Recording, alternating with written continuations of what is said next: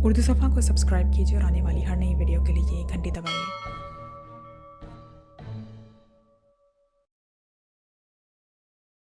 नहीं, कोई काम नहीं करता, बस अपने वसी और अरीज रिहाइशगाह में बैठकर हाउंड ग्रुप को कंट्रोल करता है, मौरीन ने जवाब देते हुए कहा। इसका फ़ोन नंबर? कैप्टन शकील ने पूछा तो मौरीन ने फ़ौरन ही फ़ोन नंबर बता दिया। आखिरी बार कह रहा हूँ कि अब भी वक्त है, आप सोच लें। अगर आपकी मालूमात गलत साबित हुई तो इसका नतीजा बहुत बुरा निकलेगा। कैप्टन शकील ने कहा, मैंने जो कुछ आपको बताया है वो 100% दुरुस्त है, लेकिन लॉर्ड मैकाटू खुद कभी तस्लीम नहीं करेगा कि उसका कोई ताल्लुक हाउंड ग्रुप से है। वैसे वो सिर्फ अहकामात देता है, असल काम उसके वसी और अरीज ग्रुप के आदमी करते हैं, मौरीन ने कहा। इस ग्रुप के किसी खास आदमी का नाम? कैप्टन शकील ने कहा। हाँ, एक नाम अक्सर चीफ सेक्रेटरी साहब और लॉर्ड के दरमियान होने वाली गुफ्तगू में आता रहता है और वो नाम है रूपर्ट स्कॉट। ये आदमी शायद हाउंड ग्रुप के फॉरेन सेक्शन का इंचार्ज है और जहां तक मेरा अंदाज़ा है रूपर्ट स्कॉट अल्पाइन क्लब का चीफ मैनेजर है, क्योंकि एक बार चीफ सेक्रेटरी साहब ने ये बात की थी क्यों ना वो बराह रास्त रूपर्ट स्कॉट से अल्पाइन क्लब में बात कर लें। वैसे हो सकता है कि ऐसा ना हो, लेकिन मेरा अंदाज़ा है कि ऐसा ही होगा, मौरीन ने कहा। थैंक यू मौरीन, अब तुम सब कुछ भूल जाओ, सब कुछ। कैप्टन शकील ने नोट मौरीन की तरफ बढ़ाते हुए कहा और खड़ा हुआ। उसके साथ ही तनवीर भी खड़ा हो गया और फिर वो दोनों तेज तेज कदम उठाते हुए कमरे से निकलकर राहदारी में आए। फिर थोड़ी देर बाद वो जॉर्ज क्लब से निकलकर गार्डन के मेन गेट की तरफ बढ़े चले जा रहे थे। अब क्या ख्याल है तनवीर, हमें क्या करना चाहिए? लॉर्ड के पास जाना चाहिए या इस रूपर स्क्वाड के पास? कैप्टन शकील ने कहा, मेरा ख्याल है कि हम अल्पाइन क्लब चलें और इस रूपर स्क्वाड को पकड़कर उससे पूछ कुछ कर लें। लॉर्ड से मिलने के लिए हम ना जाने क्या क्या पापड़ बेलने पड़े। ऐसे लोग बहुत मोहतात रहते हैं, जबकि रूपर्ट स्कॉट से मुलाकात आसानी से हो जाएगी। तनवीर ने कहा, तुम्हारी बात ठीक है, आओ फिर यहाँ से सीधे ही अल्पाइन क्लब चलते हैं, कैप्टन शकील ने कहा। तनवीर ने इस बात में सर हिला दिया। टेलीफोन की घंटी बजते ही कुर्सी पर नीम दराज एक भारी जिस्म के आदमी ने बड़ा हाथ का साथ ही तपाई पर पड़े हुए फोन का रिसीवर उठा लिया। यस, उसकी आवाज़ भी भारी और गूंजदार थी। बॉस आपसे रूसी रास्कल फौरी तौर पर बात करना चाहती है, दूसरी तरफ से कहा। क्या कराओ बात, बॉस ने इसी तरह भारी लहजे में कहा।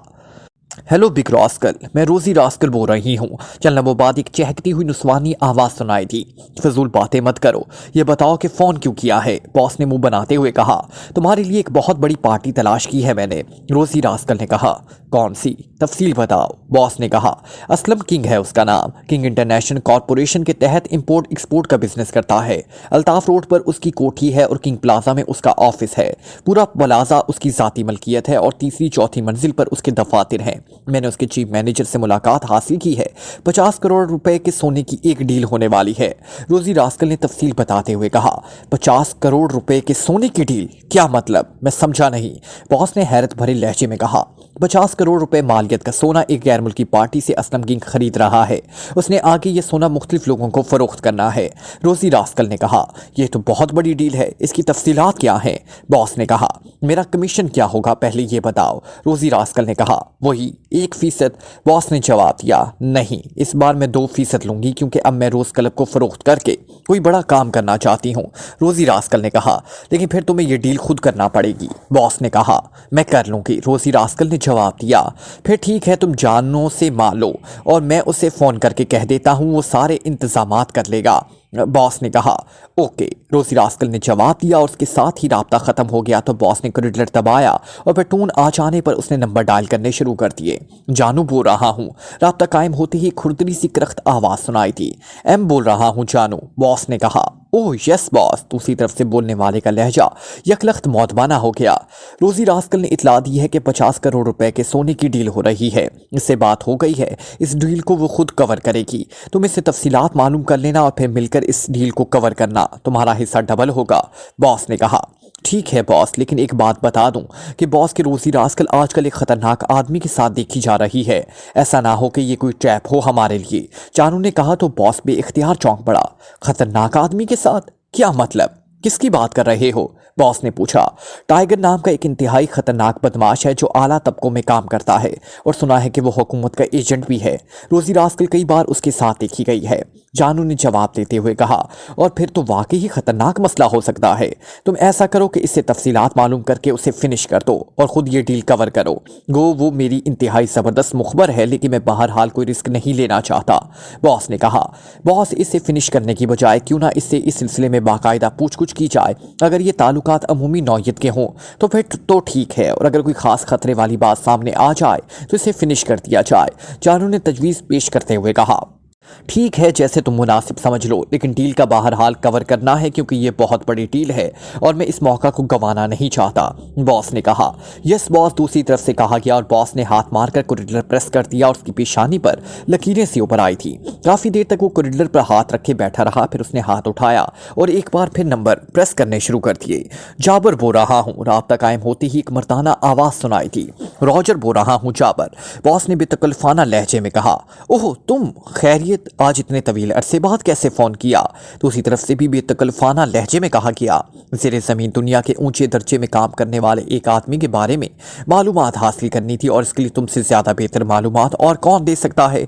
जाबर ने कहा। कौन है वो आदमी? जाबर ने कहा। टाइगर नाम बताया गया है और ये भी बताया गया है कि इसका ताल्लुक हुकूमत से भी है। ये सिर्फ आला तबकों में काम करता है और ख़तरनाक आदमी समझा जाता है, रॉजर ने कहा। लेकिन तुम्हें इससे क्या खतरा पैदा हो गया है? जाबर ने हैरत भरे लहजे में पूछा। इसका मतलब है कि तुम इससे जानते हो? रॉजर ने चौंक कर कहा।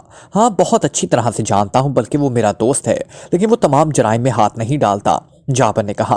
मेरी एक मुखबर है रोज़ी रास्कल, वो आजकल उसके साथ देखी जा रही है, और मेरी ये मुखबर मुख्तलिफ जराइम पेशा लोगों के दरमियान होने वाली डील्स का पता चलाती है, और फिर हम इन डील्स को कवर कर लेते हैं। इस बार भी रोज़ी रास्कल ने एक बड़ी डील की खबर दी है, लेकिन मेरे आदमियों ने मुझे बताया है कि रोज़ी रास्कल इस टाइगर के साथ देखी जा रही है, इसलिए कहीं ये हमारे लिए ट्रैप ना हो, रॉजर ने तफसील बताते हुए कहा। किस किस्म की डील? जाबर ने पूछा। 50 करोड़ रुपए मालियत की सोने की डील है, रॉजर ने कहा। ओह, तुम फिक्र ना करो, टाइगर इतने छोटे कामों में मुदाखलत नहीं किया करता, जाबर ने जवाब देते हुए कहा। 50 करोड़ रुपए मालियत की सोने की डील छोटा काम है? रॉजर ने आंखें फाड़ते हुए हैरत भरे लहजे में कहा। यह टाइगर के लिए बहुत छोटा काम है, वो बहुत ऊंचे हाथ मारता है, समझे, इसलिए बेफिक्र रहो। वैसे अगर कोई मसला बन भी जाए तो मुझे बता देना, मैं कवर कर लूंगा, जाबर ने कहा। ओके शुक्रिया, रॉजर ने कहा। उसके साथ ही उसने कुरिडलर दबाया और फिर टोन आने पर उसने नंबर डायल करने शुरू कर दिए। जानू बोल रहा हूँ। राब्ता कायम होते ही दूसरी तरफ से आवाज़ सुनाई दी। बॉस बोल रहा हूँ जानू, मैंने तसल्ली कर ली है, इस टाइगर का इस डील से कोई ताल्लुक नहीं है। तुम रोज़ी रास्कल से मिलकर काम करो, मुझे कामयाबी की खबर ही मिलनी चाहिए, बॉस ने कहा। ठीक है बॉस, आप बेफिक्र रहें, दूसरी तरफ से कहा गया, और बॉस ने इत्मीनान भरे अंदाज में सर हिलाते हुए रसीवर रख दिया। स्याह रंग की लेमुजीन कार होटल आलीशान के कंपाउंड गेट में दाखिल हुई। इससे आगे और उसके पीछे एक एक जीप भी 3-4 मुसल्ला अफराद बड़े चौकन्ने अंदाज में जिसमें बैठे हुए थे। जीपें और कार होटल के मेन गेट के सामने से गुजरती हुई होटल की साइड से होकर उकबी तरफ पहुंच कर रुक गई, और फिर आगे पीछे मौजूद जीपों में से मशीन गन्नों से मुसल्ला लंबे तलंगे अफराद उछल कर नीचे उतरे और कार के गिर्द फैलते चले गए। कार के दरवाजे इस तरह बंद थे और कलर्ड शीशों की वजह से अंदर कुछ नजर न आ रहा था। इस लम्हे होटल की उकबी दीवार में मौजूद एक बंद दरवाजा खुला और एक अधीर उम्र आदमी जिसने स्याह रंग का सूट पहना हुआ था बाहर आ गया। उसके सीने पर सफेद रंग का चमकदार कार्ड लगा हुआ था। वो तेज तेज कदम उठाता हुआ कार की तरफ बढ़ गया और उसने कार का उकबी दरवाजा खोला और तेजी से कार के अंदर गायब हो गया। इसके साथ ही कार का दरवाज़ा दोबारा बंद हो गया। थोड़ी देर बाद दरवाज़ा खुला और वही आदमी बाहर निकल आ गया। उसके पीछे एक और लंबे का दुर्भारी जिस्म का गैर मुल्की बाहर आ गया, जिसके जिस्म पर नीले रंग का सूट था। इसने हाथ में एक बड़ा सा ब्रीफकेस पकड़ा हुआ था। इस गैर मुल्की के बाहर आते ही मशीन गन बरदार इंतहाई चौकन्ने नजर आने लगे। गैर मुल्की ने एक ताहिराना नजर माहौल पर डाली और फिर दरवाजे से बरामद होने वाले आदमी के साथ चलता हुआ इस दरवाजे की तरफ बढ़ गया। इन दोनों के पीछे मशीन गनों से मुसल्ला 4 अफराद बड़े चौकन्ने अंदाज में दरवाजे की तरफ बढ़े, जबकि बाकी 4 मुसल्ला अफराद वैसे ही वहां खड़े रहे। दरवाजे की दूसरी तरफ एक तवील राहदारी थी जिसका इख्तिताम एक बड़े हालनुमा कमरे में हुआ। कमरे में दीवारों के साथ मशीन गनों से मुसल्ला अफराद बड़े चौकन्ने अंदाज में खड़े थे। कमरे में सोफे आमने सामने रखे हुए थे, जो कि दरमियान में एक बड़ी सी मेज थी। एक सोफे पर एक अधीर उम्र लेकिन भारी जिस्म का आदमी बैठा हुआ था। उसके दोनों अतराफ में खूबसूरत लेकिन नीम अरियां लड़कियां बैठी हुई थी। गैर मुल्की जैसे राहदारी क्रॉस करके कमरे में दाखिल हुआ। सोफे पर बैठा हुआ अधीर उठकर खड़ा हो गया। उसके उठते ही उसके अतराफ में बैठी हुई दोनों लड़कियां भी उठकर खड़ी हो गई।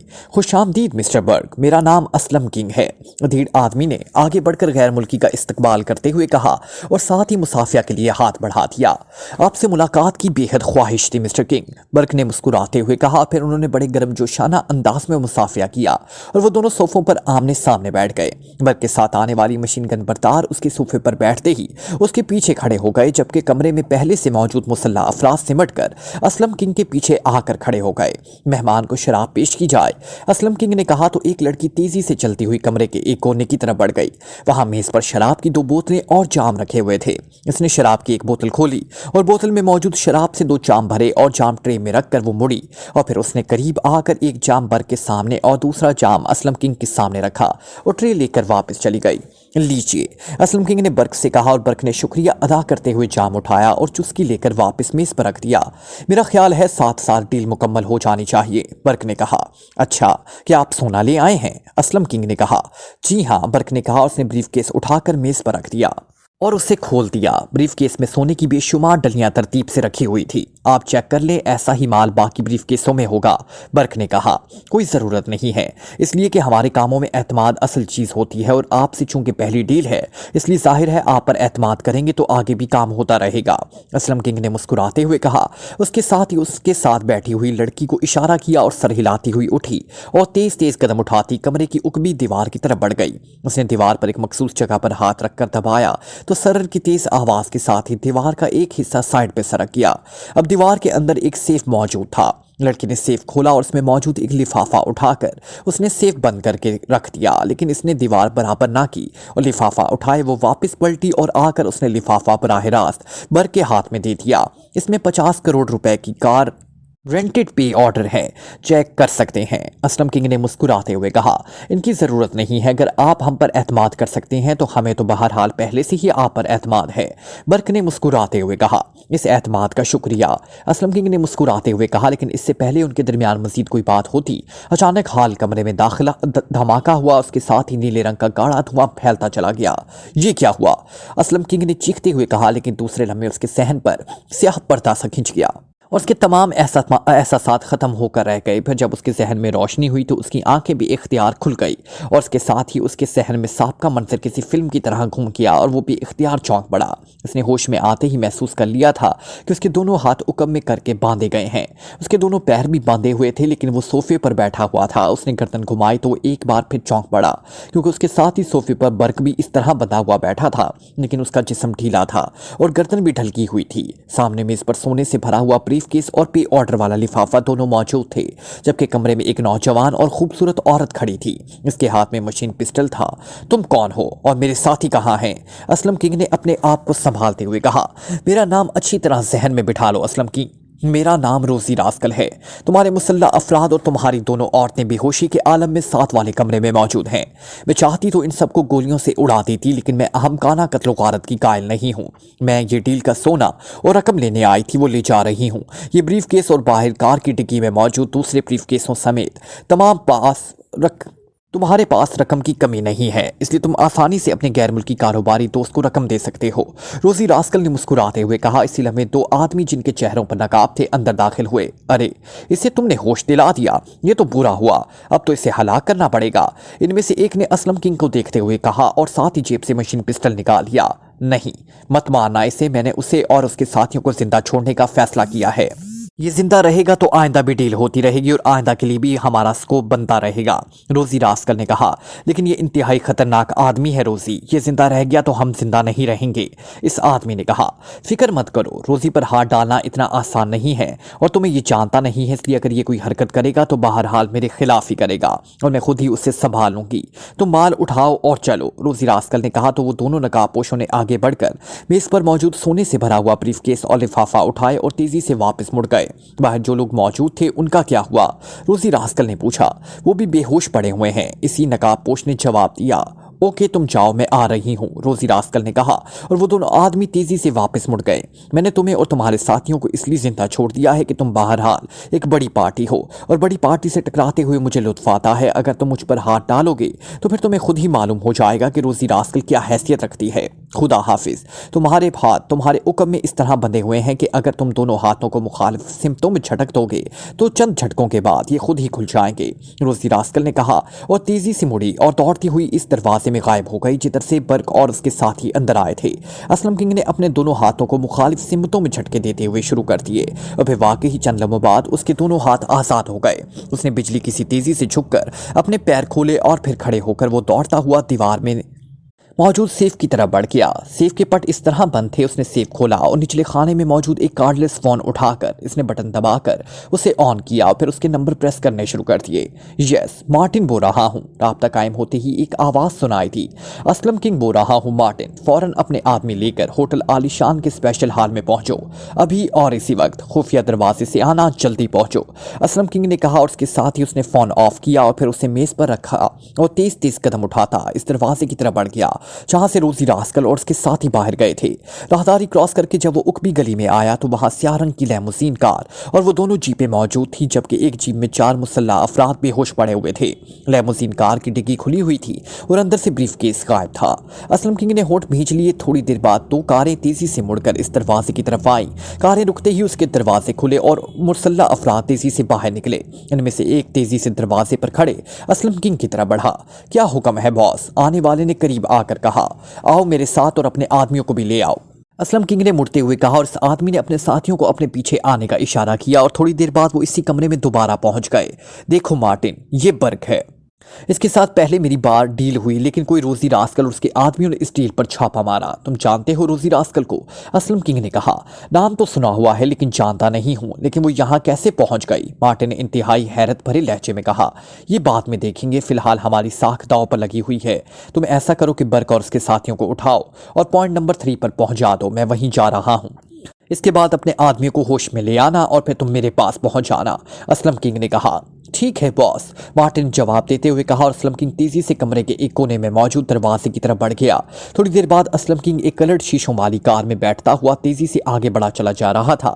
اس کے چہرے پر انتہائی گہری سنجیدگی کے تاثرات نمایاں تھے۔ تھوڑی دیر بعد اس کی کار شہر سے باہر جانے والی سڑک پر پہنچ گئی اور پھر اس نے کار ایک سائیڈ روڈ پر موڑ دی اور اس سائیڈ روڈ سے گزر کر ایک فارم نما عمارت کے گیٹ پر پہنچ گئی۔ گیٹ بند تھا۔ اسلم کنگ نے 3 بار کار کا ہارن بجایا تو پھاٹا کھلا اور ایک مقامی نوجوان باہر آ گیا۔ اس نے جب ڈرائیونگ سیٹ پر اسلم کنگ کو بیٹھے ہوئے دیکھا تو اس نے چونک کر اسے سلام کیا۔ پھاٹک کھولو جیون، اسلم کنگ نے کہا۔ یس باس، اس نوجوان نے کہا اور تیزی سے مڑ کر پھاٹک کے اندر چلا گیا۔ چند لمحوں بعد پھاٹک کھل گیا تو اسلم کنگ نے کار آگے بڑھائی اور تھوڑی دیر بعد کار ایک وسیع اور عریض پورچ میں جا کر رک گئی اور اسلم کنگ نیچے اتر آیا۔ وہ نوجوان جس نے پھاٹک کھولا تھا پھاٹک بند کر کے اب پورچ کی طرف آ رہا تھا۔ جیون، مارٹن اور اس کے آدمی ایک غیر ملکی اور اس کے ساتھیوں کو لے کر آ رہا ہے۔ اس غیر ملکی کو اسپیشل روم اور اس کے ساتھیوں کو گیسٹ روم میں لٹا دینا اور پھر مجھے اطلاع دینا، میں آفس میں ہوں گا، اسلم کنگ نے جیون سے کہا۔ یس باس، جیون نے جواب دیا اور واپس پھاٹک کی طرف مڑ گیا جبکہ اسلم کنگ تیز تیز قدم اٹھاتا عمارت کے اندر داخل ہوا۔ تھوڑی دیر بعد وہ ایک دفتر کے انداز میں سجے ہوئے کمرے میں پہنچ گیا۔ میز کے پیچھے موجود ریوالونگ کرسی پر بیٹھ کر اس نے سامنے رکھے ہوئے فون کا ریسیور اٹھایا اور تیزی سے نمبر ڈائل کرنے شروع کر دیے۔ گریٹ فال کلب، رابطہ قائم ہوتے ہی ایک نسوانی آواز سنائی دی۔ کمسٹائن سے بات کراؤ، میں اسلم کنگ بول رہا ہوں، اسلم کنگ نے خشک لہجے میں کہا۔ یس سر، دوسری طرف سے کہا گیا۔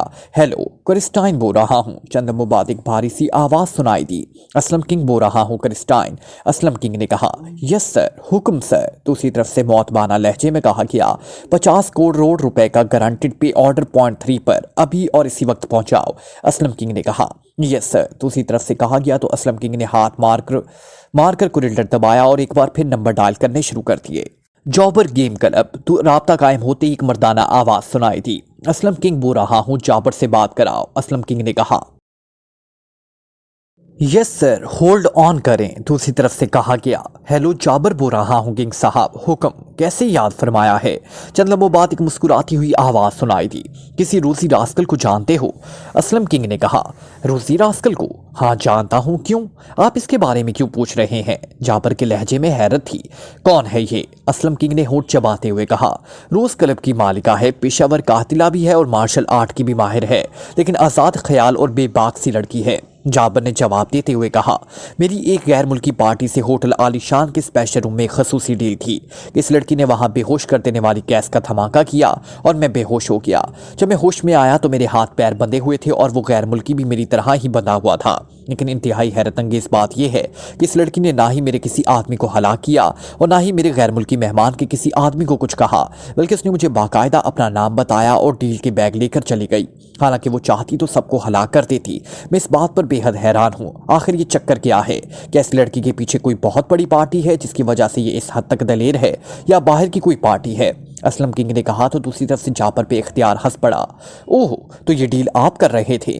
مجھے معلوم نہ تھا، ورنہ میں پہلے ہی اس کارروائی کو روک دیتا۔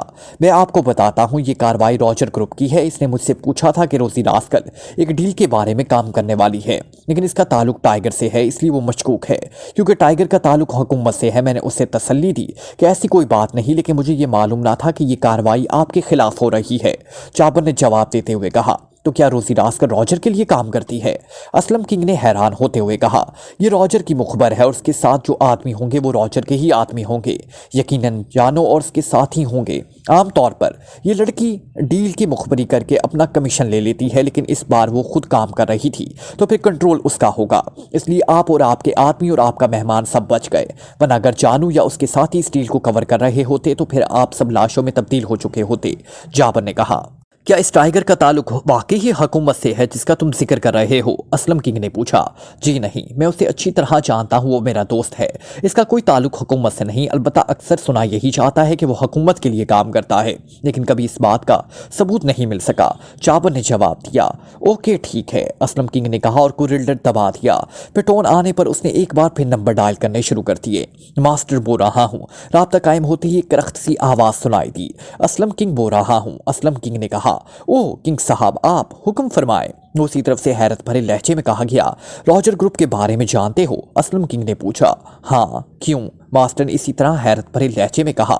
اس گروپ میں کتنے آدمی ہیں؟ اسلم کنگ نے کہا، خاص آدمی تو جانو ہے اور جانو کے ساتھ 8 آدمی اور ہیں، ماسٹر نے جواب دیا۔ اور روزی راسکل اس کے بارے میں بھی جانتے ہو؟ اسلم کنگ نے پوچھا۔ ہاں، وہ راجر کی مخبر ہے، روز کلب کی مالکہ ہے، یہ کلب بھی راجر نے ہی اسے خرید کر دیا ہے، ماسٹر نے جواب دیا۔ اس راجر گروپ نے میری ڈیل پر چھاپا مارا ہے، 50 کروڑ روپے کا سونا اور 50 کروڑ روپے کا پے آرڈر لے گئے ہیں ہوٹل عالیشان کے اسپیشل تہہ خانے سے۔ روزی راسکل اس چھاپے کی انچارج تھی۔ تم ایسا کرو کہ یہ سونا اور یہ رقم بھی اس سے حاصل کرو، اور سوائے اس روزی راسکل کے باقی راجر گروپ اور اس کے تمام آدمیوں کو ہلاک کر کے ان کی لاشیں پوائنٹ 4 پہ پہنچا دو، جبکہ روزی راسکل کو وہاں زندہ پہنچنا چاہیے۔ فوراً حرکت میں آ جاؤ۔ اسلم کنگ نے غصیلے لہجے میں کہا، حکم کی تعمیل ہوگی۔ آپ کہاں سے بول رہے ہیں تاکہ آپ کو رپورٹ دی جا سکے؟ ماسٹر نے کہا، میں اس وقت پوائنٹ 3 پر ہوں۔ اسلم کنگ نے کہا اور اس کے ساتھ ہی اس نے ریسیور کو ریڈر پر رکھ دیا۔ اس کے چہرے پر اطمینان کے تاثرات نمایاں ہو گئے تھے۔ الپائن ہوٹل کے خاصا بڑا اور شاندار ہوٹل تھا۔ اس کا وسیع اور عریض انتہائی شاندار انداز میں سجا ہوا مین ہال، اس میں بیٹھے ہوئے افراد کو دیکھ کر آدمی فوراً سمجھ آتا تھا کہ یہ ہوٹل اعلیٰ طبقے کے افراد کا ہوٹل ہے۔ ایک طرف کاؤنٹر تھا جس کے پیچھے 2 لڑکیاں موجود تھیں۔ تنویر اور کیپٹن شکیل کاؤنٹر کی طرف بڑھ گئے۔ یس سر، ایک لڑکی نے ان دونوں کی طرف متوجہ ہوتے ہوئے کہا، ہم ایکریمیا سے آئے ہیں، ہم نے صرف مینیجر روپر اسکاٹ سے ملنا ہے۔ میرا نام مائیکل ہے اور یہ میرا ساتھی ہے جیکب۔ کیپٹن شکیل نے اس لڑکی کو جواب دیتے ہوئے کہا، کیا آپ کو ملاقات کا وقت دیا گیا ہے؟ لڑکی نے پوچھا۔ نہیں، ہمیں ابھی تھوڑی دیر پہلے ٹپ ملی ہے، ہمارا کام بہت بڑا ہے، لاکھوں ڈالر کا ہے، کیپٹن شکیل نے جواب دیا۔ سوری سر، چیف مینیجر صاحب بے حد مصروف رہتے ہیں، آپ کسی اور صاحب سے مل لیں، لڑکی نے جواب دیتے ہوئے کہا۔ تم ان سے فون پر ہماری بات کرا دو، کیپٹن شکیل نے کہا۔ میں ان کی سیکریٹری سے بات کرا دیتی ہوں آپ کی، لڑکی نے کہا اور کاؤنٹر پر ہی موجود انٹرکام کا ریسیور اٹھا کر اس نے کئی بار نمبر پریس کر دیے۔ کاؤنٹر سے میری بول رہی ہوں، وہ ایکریمین آئے ہیں، وہ چیف صاحب سے ملنا چاہتے ہیں، آپ ان سے بات کر لیں، لڑکی نے موتبانہ لہجے میں کہا اور پھر دوسری طرف سے بات سن کر اس نے ریسیور کیپٹن شکیل کی طرف بڑھا دیا۔ ہیلو، میں مائیکل بول رہا ہوں، کیپٹن شکیل نے ریسیور لیتے ہوئے کہا۔ مسٹر مائیکل، میں چیف مینیجر کی پرسنل سیکریٹری ہوں جولین، چیف صاحب بے حد مصروف ہیں، آپ کا مسئلہ کیا ہے؟ اسی طرف سے کہا گیا، مسئلہ انہیں ہی بتایا جا سکتا ہے، آپ ہمارے لیے ان سے صرف 10 منٹ لے لیں، کیپٹن شکیل نے کہا۔ سوری مسٹر مائیکل، وہ 1 ہفتہ تک فارغ ہی نہیں، اگر آپ 1 ہفتہ بعد رابطہ کریں پھر کچھ ہو سکتا ہے، دوسری طرف سے جواب دیا گیا۔ اوکے، بے حد شکریہ، کیپٹن شکیل نے مسکراتے ہوئے خود ہی ریسیور کو ریڈر پر رکھ دیا۔ کدھر بیٹھی ہیں مس جولین؟ انہوں نے ہمیں اپنے پاس بلوایا ہے، کیپٹن شکیل نے کاؤنٹر کے پیچھے کھڑی لڑکی سے کہا۔ لفٹ کے ذریعے 4تھی منزل پر جائیں، سب سے آخر میں چیف صاحب کا دفتر ہے، وہیں سیکریٹری صاحبہ بیٹھی ہیں، لڑکی نے کہا تو کیپٹن شکیل شکریہ ادا کر کے تنویر کو اپنے ساتھ آنے کا اشارہ کر کے لفٹ کی طرف بڑھ گیا۔ زبردستی کرنا پڑے گی، کیپٹن شکیل نے سرگوشی کرتے ہوئے کہا تو تنویر نے اس بات میں سر ہلا دیا۔ تھوڑی دیر بعد وہ ایک بڑے ہال نما کمرے میں दाखिल हो रहे थे जिसमें सोफे मौजूद थे और सोफों पर 4-5 मर्द और 2-3 औरतें बैठी थी। एक तरफ छोटे से काउंटर के पीछे एक खूबसूरत लड़की बैठी हुई थी। वो कैप्टन शकील और तनवीर को अंदर दाखिल होते देखकर चौंक पड़ी। तनवीर और कैप्टन शकील सीधे उसके काउंटर की तरफ बढ़ते चले गए। उसके साथ ही एक दरवाजा था जिस पर चीफ मैनेजर के अल्फाज लिखे थे। जी फरमाइए, लड़की ने उनके करीब पहुंचते हुए कहा। खामोश बैठी रहे वरना गोली मार दूंगा, तनवीर ने गुर्राते हुए कहा, जबकि कैप्टन शकील ने दरवाजा धकेल कर खोला और अंदर दाखिल हो गया। उसके पीछे तनवीर भी अंदर दाखिल हुआ, जबकि लड़की हैरत से बुत बनी बैठी रह गई। शायद उसके तस्वुर में भी ना था कि यहाँ कोई ऐसी बात भी कर सकता है और इस अंदाज में अंदर दाखिल हो सकता है। ये एक खासा बड़ा कमरा था जिसे इंतहाई शानदार अंदाज में सजाया गया था। एक बड़ी सी मेज के पीछे एक गोरीला नुमा आदमी सूट पहने बैठा था। मेज की दूसरी तरफ 2 अधेड़ उम्र आदमी बैठे थे जो अपने लिबास और शक्ल सूरत से कारोबारी से आदमी लगते थे। आप कौन हैं और इस तरह कैसे अंदर दाखिल हुए हैं? इस गुरीला नुमा आदमी ने इंतहाई हैरत भरे लहजे में कहा। तुम्हारा नाम रूपर्ट स्कॉट है, कैप्टन शकील बड़े नरम लहजे में कहा। उसके साथ ही वो आगे बढ़ता चला गया। हाँ मगर, रूपर्ट स्कॉट ने होंठ चबाते हुए कहा, आप दोनों बाहर जाएं, चलें उठें, हम इनसे जरूरी बात करनी है। चलो उठो, तनवीर ने गुर्राते हुए मेज की दूसरी तरफ बैठते हुए इन कारोबारी अफराद से कहा। तो वो दोनों तेजी से उठे और तकरीबन दौड़ते हुए कमरे से बाहर निकल गए। रूपर्ट स्कॉट ने बिजली की सी तेजी से मेज के दराज खोलने की कोशिश की, लेकिन दूसरे लम्हे कैप्टन शकील ने उसकी गर्दन पर मशीन पिस्टल की नाल रख दी। रूपर्ट स्कॉट, हम किसी गलत इरादे से नहीं आए, इसलिए कोई गलत हरकत ना करना, वरना नताइज के तुम खुद जिम्मेदार होगे, कैप्टन शकील ने इंतहाई सख्त लहजे में कहा। तुम कौन हो, क्या चाहते हो? रूपर्ट स्कॉट ने हाथ पीछे करते हुए कहा। उठो और इधर सोफे पर आ जाओ, हमने तुमसे सिर्फ चंद बातें करनी है। तुम्हारी सेक्रेटरी हमें अगले हफ्ते का वक्त दे रही थी और हमारे पास वक्त नहीं है, हमने लाखों डॉलर की डील करनी है, कैप्टन शकील ने कहा। तो रूपर्ट स्कॉट ने बेख्तियार एक तवील सांस लिया और फिर उठकर वो मेज की साइड से बाहर आ गया। उसी लम्हे दरवाजा एक धमाके से खुला और मशीन गनों से मुसल्लह 2 आदमी अंदर दाखिल हुए। उन्हें वापस भेज दो वरना, कैप्टन शकील ने सर्द लहजे में कहा। जाओ वापस, ये मेरे खास आदमी हैं, रूपर्ट स्कॉट ने कहा। तो वो दोनों सर हिलाते हुए मुड़े और कमरे से बाहर चले गए। यकम दरवाजा अंदर से बंद कर दो ताकि फिर मुदाखलत ना हो, कैप्टन शकील ने तनवीर से कहा। तनवीर सर हिलाता हुआ मुड़ा और उसने दरवाजा अंदर से बंद कर दिया। इत्मीनान से बैठ जाओ रूपर्ट स्कॉट और पूरी बात सुन लो, इसके बाद तुम्हारी मर्जी के तुम कायल होते हो या नहीं, हमने बहरहाल तुमसे बात करनी है, कैप्टन शकील ने कहा। तो रूपर्ट स्कॉट सर हिलाता हुआ सोफे पर बैठ गया। उसके साथ ही कैप्टन शकील का हाथ बिजली की सी तेजी से घुमा और उसके हाथ में पकड़े हुए मशीन पिस्टल का दस्ता पूरी कुव्वत से बैठे हुए रूपर्ट स्कॉट की कनपट्टी पर पड़ा और रूपर्ट स्कॉट चीखता हुआ पहलू के बल सोफे पर गिरा और फिर पलट कर नीचे कालीन पर गिरकर थम गया। कैप्टन शकील की लात हरकत में आई और बूट की टोस जरा भी एन उसी जगह पर पहुंची जहां मशीन पिस्टल की जरब पड़ी थी और कभी हेकल और गोरीले जैसे जिस्म का रूपर्ट स्कॉट एक बार फिर चीख मारकर एक झटके से साकित हो गया। कैप्टन शकील ने मशीन पिस्टल जेब में डाला और फिर झुककर उसने रूपर्ट स्कॉट की तलाशी लेनी शुरू कर दी, लेकिन उसकी जेबों में असलाह मौजूद ना था। कैप्टन शकील ने बेल्ट खोली और फिर फर्श पर बेहोश पड़े हुए रूपर्ट स्कॉट के दोनों बाजू उकम में करके उसने बेल्ट से बांध दिए। उसके साथ उसने दोनों बाजुओं से पकड़कर खींचा और उठकर सोफे पर डाल दिया और फिर दोनों हाथों से उसका मुंह और नाक बंद कर दिया। चंद लम्हों बाद ही रूपर्ट स्कॉट के जिस्म में हरकत के तासुरात नमूदार होने लगे तो उसने हाथ हटा दिए। तनवीर दरवाजे के साथ ही खामोश खड़ा था। कमरा साउंड प्रूफ था, इसलिए वो दोनों मुतमईन थे कि अंदर की आवाजें बाहर ना जा सकेंगी। चंद लम्हों बाद ही रूपर्ट स्कॉट ने उठते हुए आंखें खोल दी तो कैप्टन शकील ने उसे बाजू से पकड़कर सीधा बिठा दिया।